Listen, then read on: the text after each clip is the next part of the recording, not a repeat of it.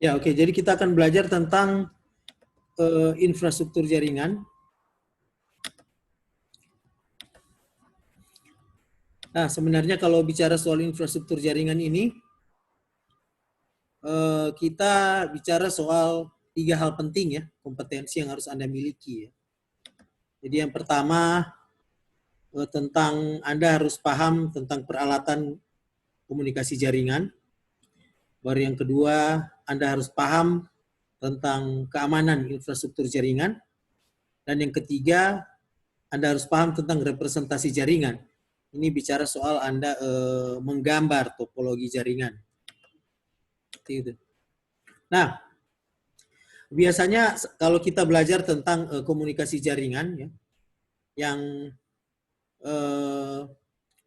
pertama kali yang kita bisa pahami di sini, kita harus menyadari bahwa ada yang namanya pengguna akhir ya dari jaringan tersebut dan ada yang pengguna antara ya.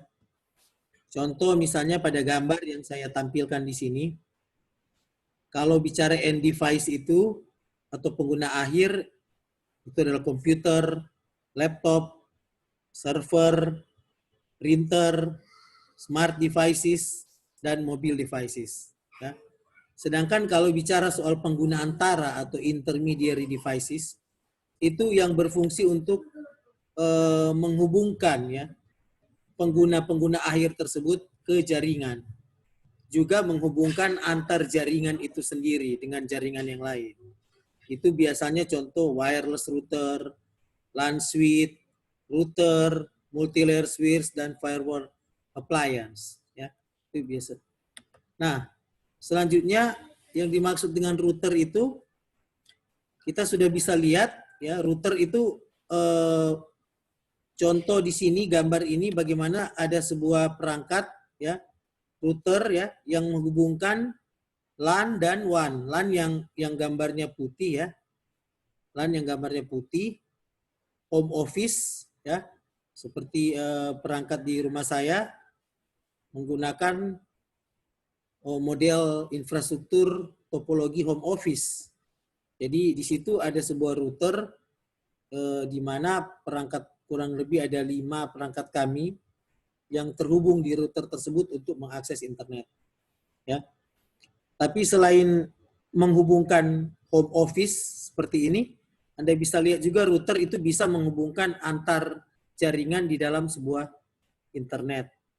Atau pada contoh di sini, ada sentral, ada cabang, ya, menggunakan teknologi cloud, ya, router di situ yang menghubungkan mereka. Nah, tugas router juga dia sebenarnya fungsinya pada melakukan enkapsulasi, ya. Kalau Anda lihat pada gambar ini, bagaimana sebuah router menghubungkan PC yang satu dengan PC yang lain, ya. Kalau sebuah PC atau end devices itu dia pasti di dalam situ ada layer 1 sampai layer 7. Sedangkan kalau Anda lihat di sini, masuk pada router, dia layer 1 sampai layer 3. Router 1, router 2, router 3, dan terhubung dengan komputer yang lain. Jadi router itu biasa akan mendeteksi, kita tahu bersama kalau di layer 2 itu bicara soal frame, layer 3 itu bicara soal IP packet. Gitu ya. Yang protokol IP yang kemarin. Gitu ya. Gitu. Nah, router itu cara kerja dia menghubungkan perangkat-perangkat itu tentu dia directly connected network ya, atau bisa juga remote network, atau bisa juga no route determined. Jadi sebenarnya ini router ini sangat penting ya, karena router ini adalah alat intermediary devices yang pertama kali akan menentukan jalur ya dari paket-paket IP itu akan dikirimkan kemana gitu ya. Seperti itu. Jadi kalau misalnya ada directly connected dan remote network ya tentu saja akan disusun, router itu akan menyusun routing protokolnya ya, seperti itu. Nah, selain router juga ada yang namanya hub, ya, Ethernet hub itu bisa berfungsi sebagai multi-port repeater. Kemudian kita kenal juga device yang namanya bridges. Kemudian ada yang namanya LAN switch, ya, atau switch LAN. Nah, ini contoh gambar dari switching operation, ya. Bagaimana switching operation itu dia mendeteksi komputer itu pada alamat MAC tertentu, ya. Setelah itu dia koneksikan ke dalam MAC address table, ya. Sebenarnya itu switching itu dia sebenarnya fungsinya ke MAC address table. Nah, ini contoh gambar dari VLAN, ya, virtual LAN. Ini biasanya ada pada tampilan admin. Kemudian ada konsep yang namanya spanning tree protocol atau STP. Bagaimana dia mengatur kombinasi pengiriman data di antara switching, ya, di antara router dan switch. Kemudian ini ada contoh dari multi-layer switching, ya. Multi-layer switching itu kalau sudah digunakan pada beberapa router, ya, dan router itu terhubung ke switch. Nah, ini kemudian ada contoh untuk wireless komunikasi wireless, ya, atau tanpa kabel. Jadi kalau di gambar-gambar tadi itu device itu terhubung antara end device dengan intermediary device, selain dengan kabel, kedua perangkat tersebut juga bisa terkoneksi dengan wireless atau tanpa kabel, ya. Ya tentu karakteristiknya itu kalau wireless itu kita biasanya gunakan yang 802.11 dengan beberapa seri yang ada B atau G gitu. Jadi menggunakan radio frekuensi, sedangkan untuk kabel kita menggunakan Ethernet, kita biasa menyebutnya Ethernet, ya. Kodenya 802.3. Seperti itu.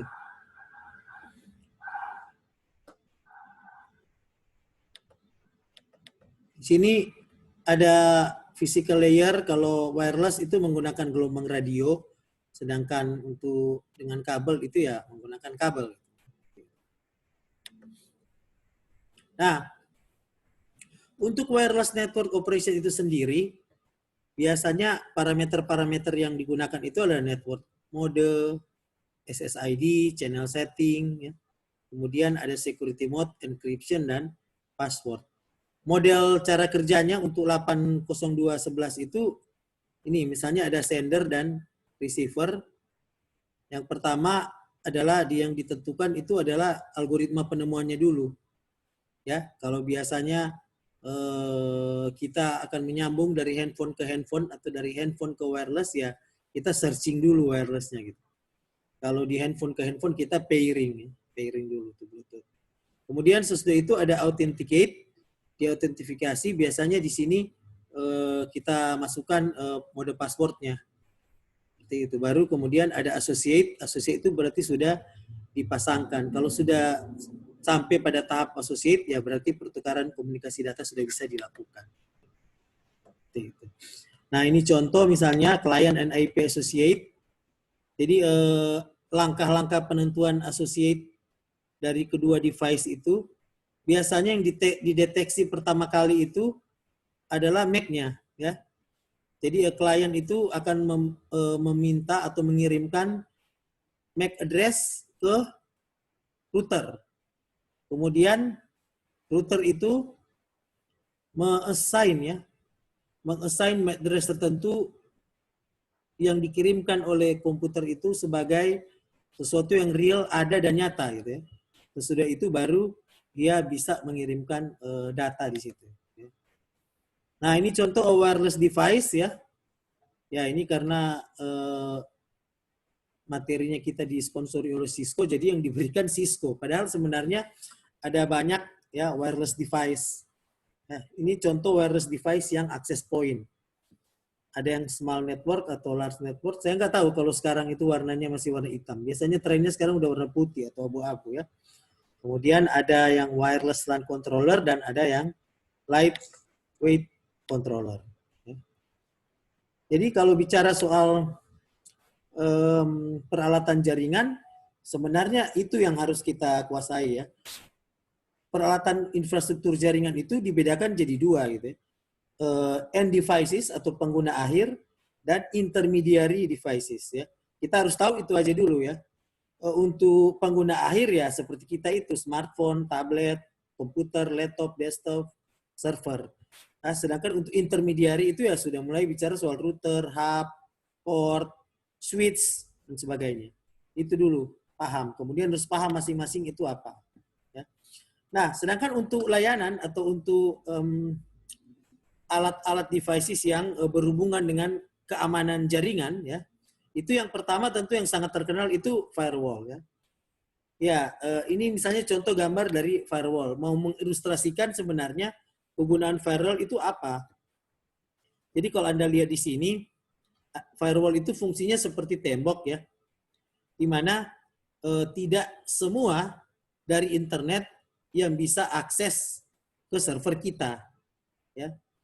Jadi ada rule-rule algoritma atau rule-rule tata kelola manajemen tertentu yang kita terapkan ya, sehingga ada beberapa paket dari internet yang masuk dan ada yang tidak ya.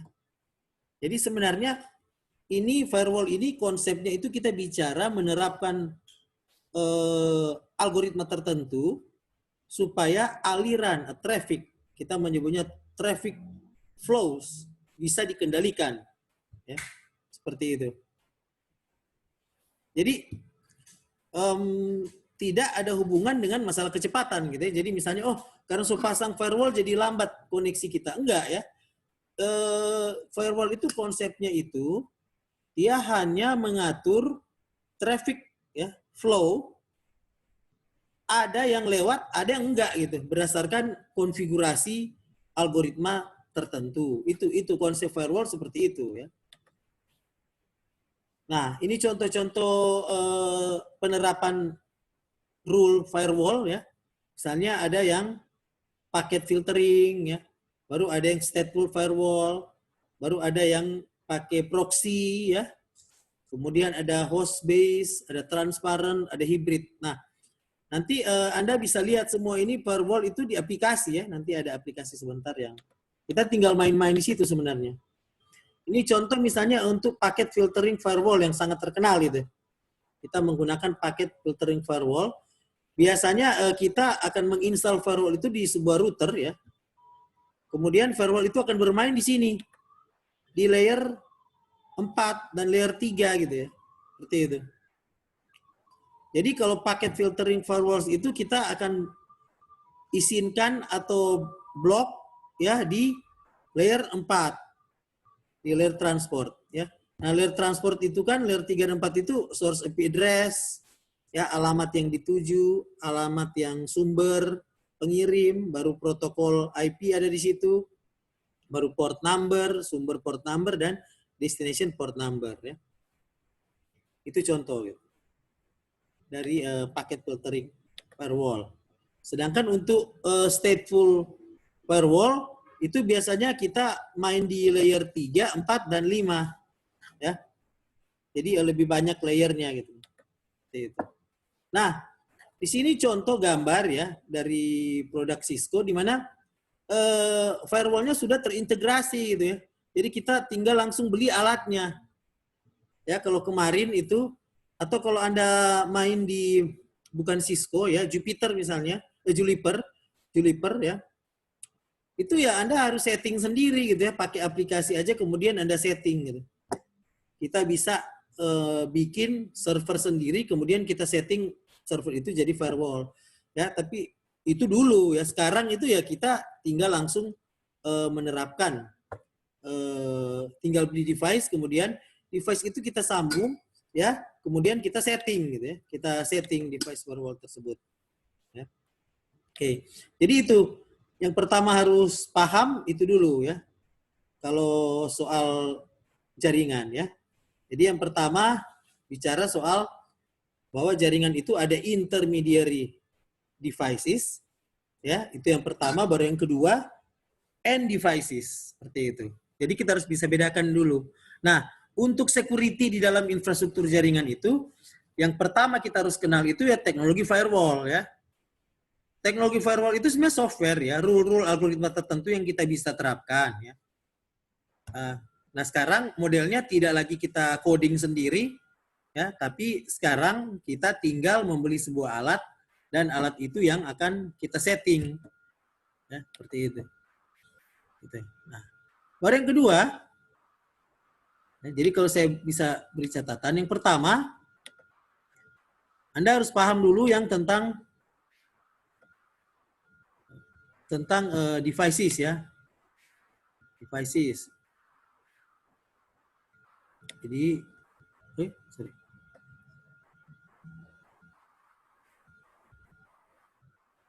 Jadi, yang dimaksud dengan itu yang pertama, coba saya sharing kembali. Ya, Anda harus tahu dulu tentang device infrastruktur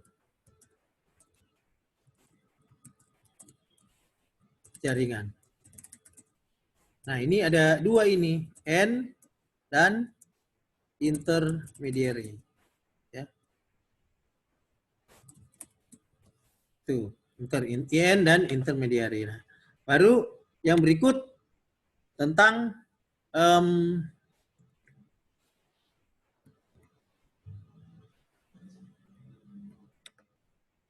yang berikut ini tentang yang mengatur tentang security ya. Nah, security di jaringan itu yang pertama tadi kita diperkenalkan konsep firewall gitu ya.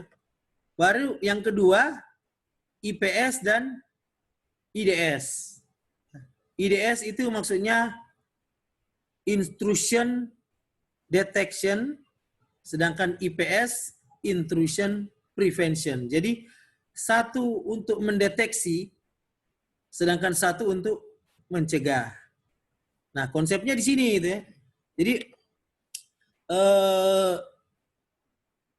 IDS dan IPS itu ya, ini contoh gambar misalnya kita sementara mengakses Zoom Unsrat ya, kita masuk ke internet ya, baru ini ada server untuk Zoom Unsrat ya.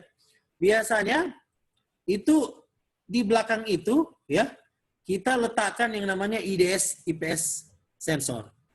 Ya, seperti itu. Jadi sedikit berbeda ini dengan firewall ya, sedikit berbeda konsepnya. Nah, contoh dari IDS dan IPS ya. Jadi kalau IDS karena dia hanya detect ya, hanya detention. Jadi biasanya dia tidak mengganggu latensi ya. Tidak mengganggu latensi. Terbalik dengan IPS ya. Kalau IPS itu kita bisa menghentikan paketnya. Seperti itu ya. Jadi kalau IDS itu kita hanya mengamati aja, oh ada paket yang lewat di sini. Paket itu dari sini ke sini, isi paketnya ini. Tapi kita tidak bisa ngapa-ngapain. Kita hanya mengcapture aja itu. Sedangkan IPS itu ya kita bisa matikan gitu. Paketnya berhenti untuk berjalan ya, seperti itu. Nah, ini kalau di lapangan ya Wireshark itu contoh dari IDS gitu, detection ya, dia bisa melihat, mengamati. Nah, ini contoh dari IPS gitu. IPS itu ada yang versi host based dan ada yang network based gitu. Nah, sama juga ya. Kalau Anda lihat ini misalnya IDS dan IPS, ini kalau dicontoh di Cisco itu mereka sudah buat alatnya. Beda sama yang kemarin yang saya lakukan di Unsrat di 2018 itu saya setting sendiri IDS IPS-nya karena waktu itu kita belum punya peralatan-peralatan canggih seperti ini. Jadi firewall kita buat sendiri, kemudian IDS IPS kita create server sendiri, ya. Kemudian jaringan Unsrat kita lewatkan ke server itu, kita menggunakan Snort, ya. Nah itu makanya dalam praktikum Anda ini sebenarnya bagus kalau Anda juga mencoba Snort, tapi ya agak tidak memungkinkan karena Anda harus meng-create server sendiri. Padahal sebenarnya kalau kita hanya pakai Wireshark seperti praktikum di sini di modul ini, ya Anda hanya sampai di IDS, hanya detection, hanya mengawasi, tidak bisa mencegah, mengalter paketnya. Tapi kalau dengan Snort, nah itu bisa. Ya. Itu bedanya di situ ya. Nah, sedangkan kalau di model Cisco Anda sudah bisa lihat sendiri ya. Cisco itu sudah ada alat yang AMP ya. ada WSA, ya WSA itu untuk Web Security Appliance, ya. Baru ada khusus email, ya, email security appliance. Jadi mereka sudah desain alat-alatnya, kita tinggal gabung. Ya. Jadi admin tinggal setting konfigurasi seperti ini. Ya, dia mau ditempatkan di mana? Ya, mau ditempatkan di mana? Seperti itu. Nah, ini contoh dari ACLS, ya, sebuah juga contoh penerapan security. Ya, nah ini. Jadi untuk praktikumnya, ya Anda harus bisa membuat sebuah topologi jaringan dengan menggunakan Cisco Packet Tracer, ya. Seperti itu. Jadi kalau pengenalan tentang infrastruktur jaringan berikut dengan keamanan infrastruktur jaringan tersebut, ya tools yang akan kita gunakan ya adalah Packet Tracer. Gitu. Nah ini contoh Packet Tracer, kemudian kita menggunakan protokol SNMP, ya. Sesudah itu, ini contoh adalah Packet Tracer untuk menggunakan NetFlow, ya. Dan ini contoh Packet Tracer, kemudian kita menggunakan teknik port mirroring. Gitu. Baru ini juga ada tentang NTP, ya. Ada AAA service, ya. Dan yang terakhir tentang bagaimana menerapkan sebuah VPN. Gitu. Ini karena kan banyak yang nanya ini tentang penggunaan VPN, ya, apalagi kemarin waktu masalah internet Indonesia itu diblokir, ya, banyak orang yang tiba-tiba menginstal VPN, ya. Yang kemarin mereka install itu VPN yang mobile user gitu, yang banyak digunakan itu VPN untuk mobile user gitu. Jadi kalau Anda lihat di sini, sebenarnya VPN itu bicara soal sebuah jaringan private gitu, ya, yang terenkripsi aja gitu, ya. Terenkripsi sehingga dia tidak bisa dilihat oleh orang-orang tertentu yang kita tidak ingin mereka lihat, seperti itu. Ya. Jadi di gambar sini, ya, ada sebuah contoh, misalnya seorang pengguna mobile menginstal VPN, nanti dia tercreate sebuah jalur tertentu, ya, di mana device end user, mobile user ini terkoneksi dengan server VPN. Kalau misalnya kita menginstal VPN X, ya, nanti kita secara otomatis device kita akan terkoneksi dengan server VPN yang ada di internet dari aplikasi tersebut. Jadi mungkin orang lain tidak bisa lihat, tapi ya pengguna aplikasi itu bisa melihat VPN kita gitu kan. Jadi dia logika berpikirnya seperti itu, ya. Jadi bukan karena sudah install VPN dan sudah aman, justru terbalik, ya. Ya, tidak aman itu, apalagi kalau kita menggunakan VPN gratisan. Kenapa? Karena VPN gratisan itu berarti kan nama domainnya juga gratisan. Nanti di modul berikut kita akan lihat serangan-serangan domain. Salah satunya serangan soal domain name system gitu kan. Jadi kenapa tidak boleh beli VPN yang gratisan? Ya karena itu, karena domain VPN gratisan itu biasanya vulnerable, ya, dapat di-attack gitu. Seperti itu. Jadi sama aja bohong, ya. Gitu. Nah, ini contoh terakhir tentang network representation. Ya, jadi kalau network representation, ya Anda akan berkenalan dengan ya Cisco Packet Tracer. Tidak ada, saya lihat sampai sekarang aplikasi yang paling bagus supaya kita bisa melihat komponen dari jaringan itu, ya. Kita bermain-bermain di Cisco Packet Tracer, ya. Jadi ada yang namanya devices, ada yang namanya media penyimpanan, ya. Ada yang namanya service, ya. Seperti itu. Itu harus bermain-bermain di Cisco Packet Tracer. Nah, jadi di Cisco Packet Tracer itu kita membedakan jaringan menjadi dua, ya.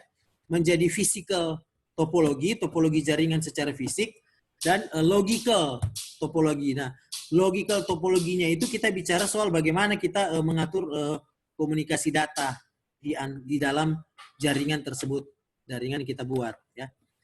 Ini misalnya contoh logical topologi ini, ya. Jadi bagaimana sebuah jaringan, ya, network di 192.168.11.0, kemudian ada terhubung dengan router di situ, router terhubung dengan switch, ya. Jadi kalau kita lihat di sini desainnya dibedakan, ya. Misalnya kita di sini ingin mengakses email server. Email server itu dia pakai router yang tersendiri ya. Seperti itu. Ya, dibedakan ya. Kemudian kalau mau ke internet harus lewat yang namanya switch gitu. Seperti itu. Mengakses komputer di kantor ruangan yang lain harus lewat router tertentu dan router lain gitu. Seperti itu. Nah, itu tergantung itu kita desain gitu. Nah, ini yang saya lihat gambar desain lengkap seperti ini sebenarnya yang belum banyak dimiliki oleh Unsrat alias belum lengkap gitu. Seperti itu. Nah, ini contoh dari topologi WAN ya. WAN ini untuk kita mendesain sesuatu yang cukup besar ya. Kalau di praktikum sini saya lihat tidak sampai di WAN Anda diminta untuk mendesain. Seperti itu. Itu mungkin untuk level skripsi bisa gitu ya. Seperti itu. Kemudian ada topologi network itu ada 3 lapis ya. 3 lapis dari topologi network. Ada yang namanya collapse core, itu yang paling bawah. Baru ada core layer, distribution layer, dan access layer. Gitu. Seperti itu.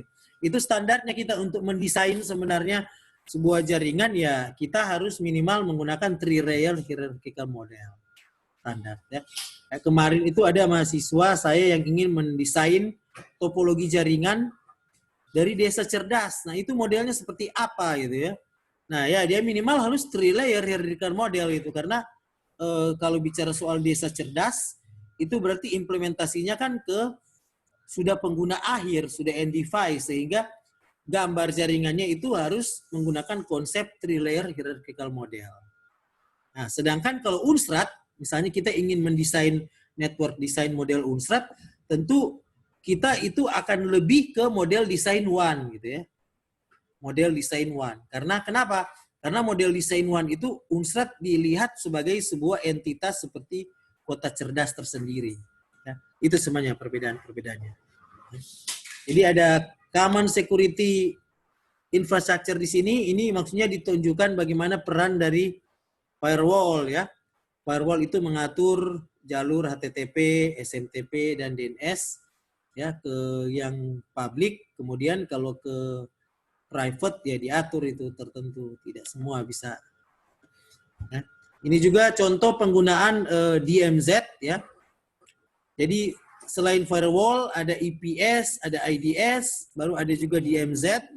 DMZ ini kita mendesain sebuah firewall sehingga kita berharap para intruder itu mereka tidak langsung mengakses database kita, server database kita, tapi dia masuk ke DMZ dulu. Ya, DMZ dulu. DMZ ini misalnya contoh kita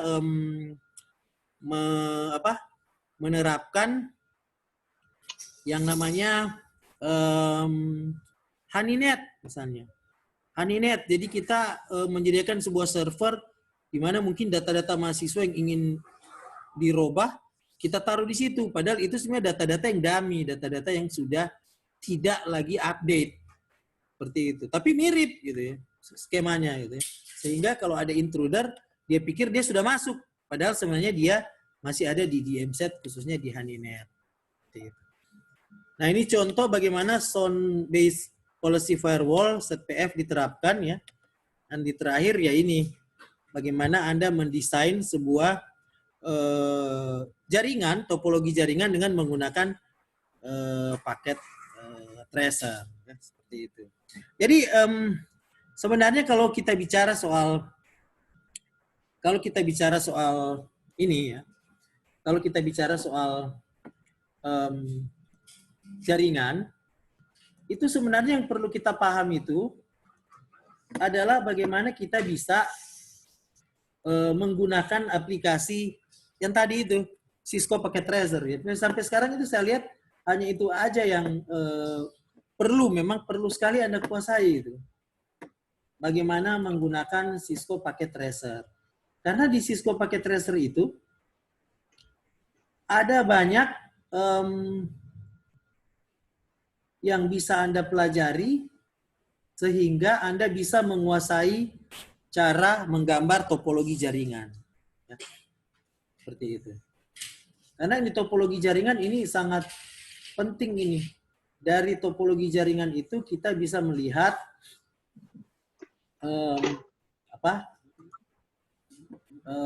kita bisa melihat banyak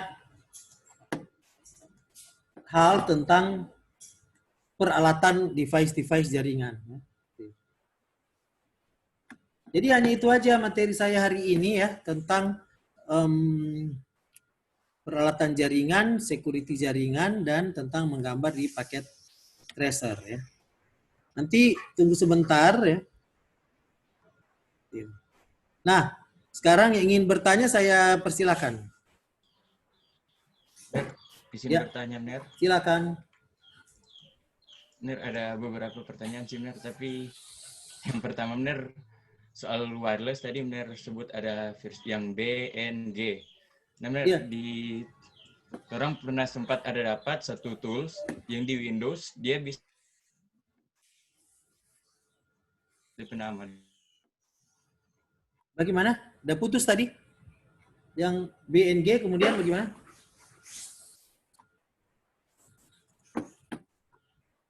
Itu dia, sedangkan orang udah pakai satu tools, Ner. DP nama kalau nggak salah Jumpstart dengan Dumpster. Oke. Orang dates itu dia bisa dengan mudah, Ner. Mau bobol wifi. Oh iya bisa itu. Iya, memang bisa.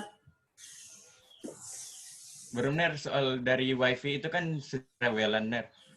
Orang tes itu yang man in the middle attack dengan ARP spoof itu, Ner.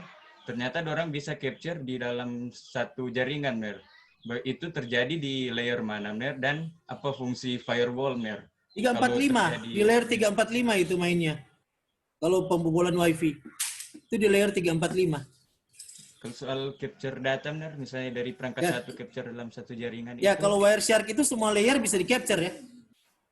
Kalau di Wireshark ya, kalau Anda pakai Wireshark ya, Wireshark itu bisa meng-capture semua data di semua jaringan, di paket semua TCP network itu. 1 sampai 7. Dia kan tinggal pilih-pilih itu mau capture yang mana. Tapi kalau Wireshark dia tidak bisa man in the middle attack, dia harus north. Ya. Karena kalau Wireshark itu dia hanya level IDS. Ya, kalau dia north sudah level IPS ya. Kalau Anda ingin main yang MITM itu dia harus ke level harus pakai snort gitu. Seperti itu. Ada lagi pertanyaan? Itu dia, benar, apa ada peran firewall, benar, di situ? Kalau misalnya bisa capture data dari device lain, terus di situ peran firewall apa berjalan di situ, benar? Jadi dibedakan dulu ya. Firewall ini dia hanya rule yang mengatur ini bisa masuk, ini nggak bisa masuk. Dia hanya alat pertahanan ya. Dia hanya alat pertahanan. Dia konsep firewall itu hanya alat pertahanan ya. Kalau man in the middle attack atau sniffing itu sudah attack loh, sudah menyerang gitu. Jadi nanti kita sesudah Anda belajar tentang modul ini kan dari modul pengenalan infrastruktur, protokolnya ya. Nanti sesudah ini kita masuk ke kriptografi dulu ya, tentang bagaimana penyembunyian data, hiding data, kemudian kita masuk ke bagaimana menyerang jaringan gitu kan. Nah, kalau menyerang jaringan itu Anda harus kuasai dulu ya Wireshark gitu. Karena di Wireshark itu kan untuk kita mengamat-amati ya. Seperti itu. Untuk kita mengamat-amati di situ. Begitu. Jadi ada levelnya. Berikut kita belajar. Jadi sekarang coba dulu Anda masuk ke situ, ke Wireshark itu, capture data ya. Baru capture paket di sini, capture paket yang frame ini begitu. Supaya Anda tentu kalau frame itu berarti di 7 ya. Seperti itu. Di 1 ya. Baru coba capture yang di TCP ya, di 4 ya. Baru capture yang IP ya, di 3 gitu ya, seperti itu. Baru capture yang UDP di 5 ya kalau tidak salah. Kalau tidak 5, 4. Jadi di situ ya kita capture dulu menggunakan Wireshark, itu praktikum yang sekarang. Seperti itu. Ya. Ada lagi pertanyaan? Silakan.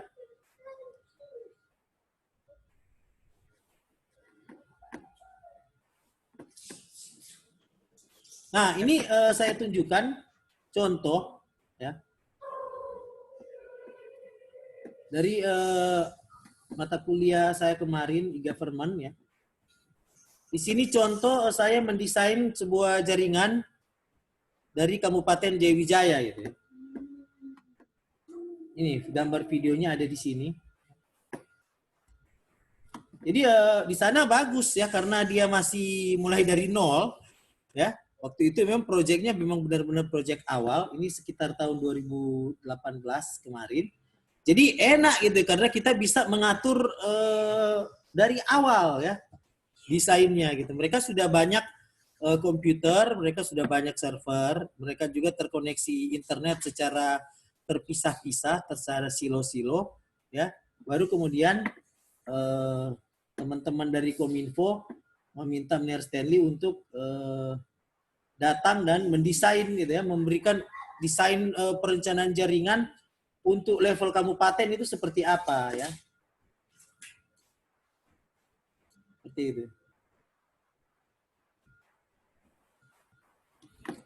Ya. Nah, baru di sini juga ada contoh dari,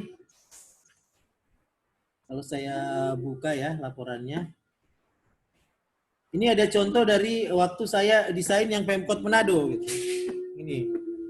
Ini contoh desain dari Pemkot Manado yang mereka namakan diri kota cerdas itu. Jadi topologi jaringannya kita bedakan ya, internet, router utama, manajemen, ada router data center karena mereka punya pusat data. Ya. Kemudian, nah ini nih, ini contoh desain jaringan infrastruktur ya, konektivitas intranet, internet dan extranet Kota Manado ini, yang kemarin itu. Jadi kita lihat di situ ada untuk gambar hijau itu di pusat data ya, atau sekarang orang sebut command center ya. Kemudian yang tidak kelihatan itu bagian yang biru ada unit backup. Kemudian Anda lihat di situ ada warna merah muda ya, itu yang unit samsat, itu dilindungi sangat kuat itu karena bicara soal masalah keuangan ya, keuangan kota. Baru ini yang di kantor wali kota yang abu-abu ini. Baru yang sendiri-sendiri ini ya, itu biasanya terpisah-pisah, ada di kecamatan ya, sebagainya. Gitu. Jadi sebuah kota itu harus mampu mendesain dulu ya konsep jaringan di level di level wide area network ya, supaya Anda paham gitu. Nah, awalnya itu Anda harus bisa menggunakan itu ya, harus bisa menggunakan tools ya, itu tools tadi itu Cisco Packet Tracer ya. Nah, kemudian ini untuk di Jayawijaya kemarin ya.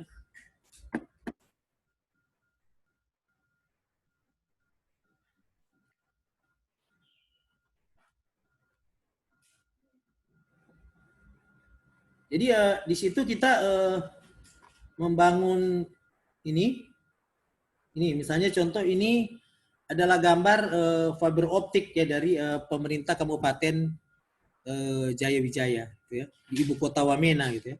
Anda bisa lihat di sini titik-titik ini merah ini menandakan jalur fiber optik yang sebaiknya dipasang di grounded ya, di lapangan. Karena apa? Karena hasil pengamatan kami ya jalur itu yang paling bagus, paling aman. Ya. Jadi tidak sembarangan itu. Di lapangan itu penentuan jalur mana, mau belok mana, baru misalnya yang hijau itu berarti N ya, akhir. Sedangkan yang kuning itu berarti kita bisa menaruh switch ya di situ, menaruh intermediary devices. Yang kuning-kuning itu tandanya kita menaruh intermediary devices, sedangkan yang hijau kita menaruh itu yang end devices. Jadi itu desain awalnya di situ gitu. Gitu. Nah, baru kemudian kita mendesain manhole-nya gitu ya. Tempat kabel fiber optik itu kan tidak sembarangan itu. Dia harus tahan gempa, tahan banjir ya. Ada standar-standar pembangunan tertentu yang model rancangannya harus dia misalnya mesti 30 cm, 50 cm, 20 cm. Jadi total tingginya itu 130 cm, baru 40 cm lebarnya. Ya, seperti itu. Supaya ini kejadian-kejadian di Unstrat, misalnya kalau Anda lihat itu, eskavator bage, karena mereka menggali fiber optik tidak didesain seperti ini, putus. Dan itu sudah berapa kali kejadian itu. Nah, kalau putus jaringan fiber optik itu kan repot gitu. Karena masangnya mahal gitu. Nah, ini gambar topologi jaringannya gitu ya. Jadi kalau Anda lihat di sini sudah jelas ya. Tadi teori saya terangkan kita menggunakan star gitu ya. Seperti itu. Ya. Jadi ada sebuah koneksi pusat di situ yang nanti awalnya itu akan menjadi command center mereka karena di sana mereka belum ada sama sekali sehingga kita mendesainnya dari nol. Nah, paling bagus itu kita pakai star gitu ya karena paling efisien dan paling efektif ya. Nanti di sini semua terhubung SKPD nanti terhubung di sini. Topologi star ya. Nah, baru kemudian kita menyusun anggaran biayanya. Sebenarnya yang paling menarik di jaringan ya kita menyusun anggaran biayanya karena di sini Anda harus punya pengetahuan tentang alat-alat, devices gitu ya. Devices yang ada gitu, seperti itu. Nah, ini pekerjaan-pekerjaan kami di sana. Tracking ya. Jadi tracking ya kita membawa laptop dan kamera dan perangkat-perangkat tracking ya. Seperti itu. Ini contoh jalan yang aman untuk pemasangan fiber optik ya. Ini contoh titik ya. Titik yang bisa dijadikan intermediary devices bisa ditanam di situ ya. Seperti itu. Ini beberapa sambungan-sambungan yang bisa gitu ya. Jadi menggambar itu ya tentu saja Anda harus butuh pengetahuan yang tadi diterangkan di teori itu. Harus bisa bedakan dulu mana yang intermediary device, mana yang end device. Kemudian harus tahu lapangan gitu ya. Kayak tadi saya contohkan Manado beda desainnya gitu ya dengan Jayawijaya gitu ya. Karena Manado itu so amburadul, so campur aduk begitu di sini BTS, di sini aduh pokoknya enggak jelas di Manado ini. Kacau balau. Beda seperti yang Kabupaten Jayawijaya yang masih pure gitu ya, masih virgin orang bilangnya. Gampang mau atur itu dapat titik-titik gitu. Ya. Mengimplementasikan teori di praktek seperti itu. Nantilah kalau Anda punya waktu dan saya juga dipanggil kembali ke sana bisa ikut gitu ya. Gitu. Oke? Ya.